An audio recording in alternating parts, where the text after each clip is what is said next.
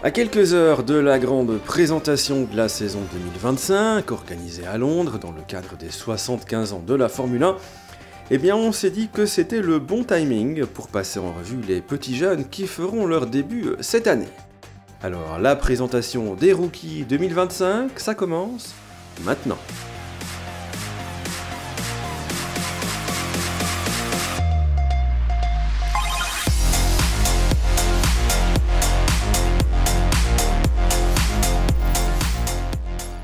Et commençons par le pilote alpine Jack Doohan, non pas parce qu'il est le plus jeune ou le moins expérimenté, ni même parce qu'il est le premier dans l'ordre alphabétique, mais simplement parce que c'est celui dont on est quasiment certain qu'il ne finira pas la saison, poussé dans le dos par le troisième pilote de l'écurie, Franco Colapinto. Un rôle de réserviste que Doohan connaît bien puisqu'il a occupé ce poste tout au long de la saison 2024. Avant cela, le fils de Mick Doohan, le champion moto, a franchi tous les paliers des formules de promotion en s'imposant dans toutes les catégories auxquelles il a participé depuis 2021, année où il rejoint l'Académie Alpine après avoir été suivi par Ferrari. Sur le papier, honnêtement, l'Australien n'a donc rien d'un tâcheron, même s'il n'est sans doute pas non plus le plus impressionnant de la nouvelle promotion 2025. Annoncé assez tôt par Alpine, dès le mois d'août, il semblerait que Doohan n'ait que très peu de temps pour faire ses preuves. Certaines rumeurs en effet évoquent une clause activable par l'écurie après 5 ou 6 courses seulement. Mais aura-t-il seulement vraiment sa chance ? Au vu de la communication intensive de l'écurie autour de Franco Colapinto, on a le droit d'en douter sérieusement et de se dire que la décision est déjà prise. Fin décembre, Red Bull annonçait enfin ses duos de pilotes pour 2025 en mettant fin au calvaire de Sergio Pérez dans l'écurie mère et en faisant monter le jeune français Isack Hadjar aux côtés de l'expérimenté Yuki Tsunoda dans la formation désormais appelée Racing Bulls. C'est en 2022 qu'il est repéré par le clan Red Bull après des débuts prometteurs en karting et des saisons solides en F4 française, Formule régionale Europe et Asie, ainsi qu'en F3 asiatique. Quatrième du championnat de Formule 3, il espère poursuivre sur sa lancée en Formule 2, mais termine la saison 2023 sans le moindre succès.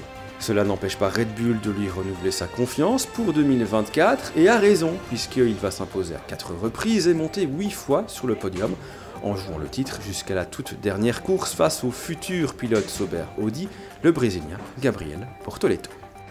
Et même s'il n'a décroché aucun titre dans les formules de promotion, la pointe de vitesse de Isack Hadjar n'est en aucun cas remise en cause, et c'est donc avec une certaine logique, pour une fois, qu'Helmut Marko a décidé de l'associer à Tsunoda pour 2025. À lui, désormais, de pérenniser cette opportunité, ce qui, dans l'environnement Red Bull, on le sait, n'est pas toujours la chose la plus simple à faire. En prenant le départ du Grand Prix d'Australie le mois prochain, Gabriel Bortoleto deviendra le premier Brésilien titulaire en F1 depuis Felipe Massa en 2017. Une éternité pour une nation qui a vu 33 pilotes prendre au moins un départ de Grand Prix en 75 ans. Né à Sao Paulo, Bortoleto débute le karting à l'âge de 7 ans, bien aidé par son paternel, fortement impliqué dans le sport mécanique brésilien. 4 ans plus tard, le jeune Gabriel fait ses valises, direction le vieux continent, où il remporte des championnats internationaux de karting avant de sauter le pas de la monoplace.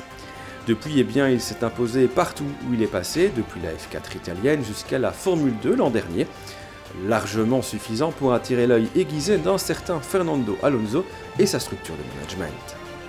Sa victoire à Monza l'an dernier en s'élançant depuis la toute dernière position lui a valu d'apparaître au centre de nombreuses rumeurs pour la saison 2025, et c'est finalement chez Sauber Audi que le champion de Formule 2 fera ses débuts à Melbourne, en succédant donc à des noms prestigieux comme Senna, Fittipaldi, Barrichello ou encore Felipe Massa.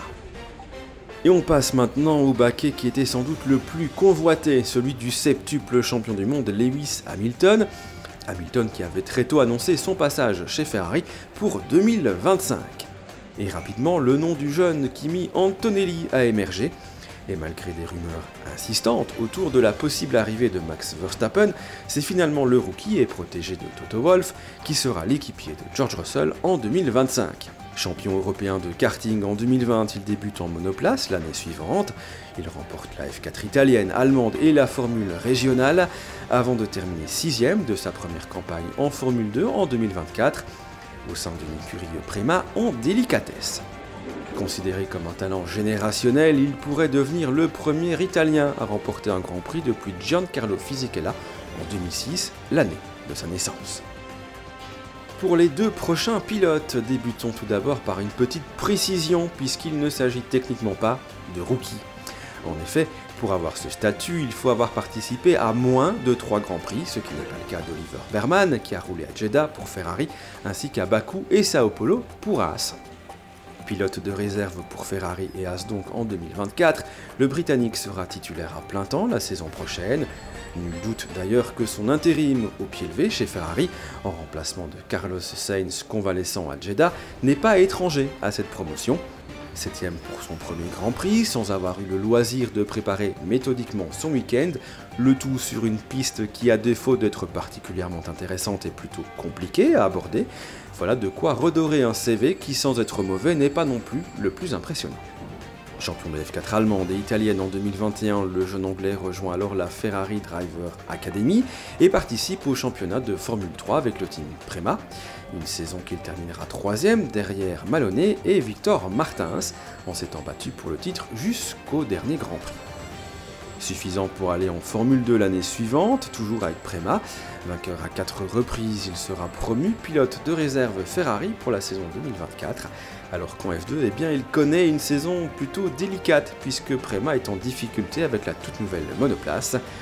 Il gagne malgré tout en Autriche et à Monza, et ses 3 apparitions en F1 eh bien, finiront de convaincre Ayo Komatsu, nouveau patron de Haas, de lui faire confiance pour ce qui s'annonce comme un nouveau chapitre de l'écurie américaine.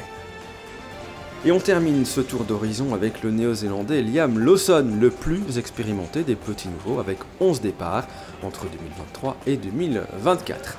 Vainqueur dans toutes les catégories juniors et sérieux candidat en Formule 3 et Formule 2, l'avenir de Lawson semblait quelque peu bouché au sein d'une filière Red Bull accrochée au vieux Daniel Ricciardo et Sergio Perez.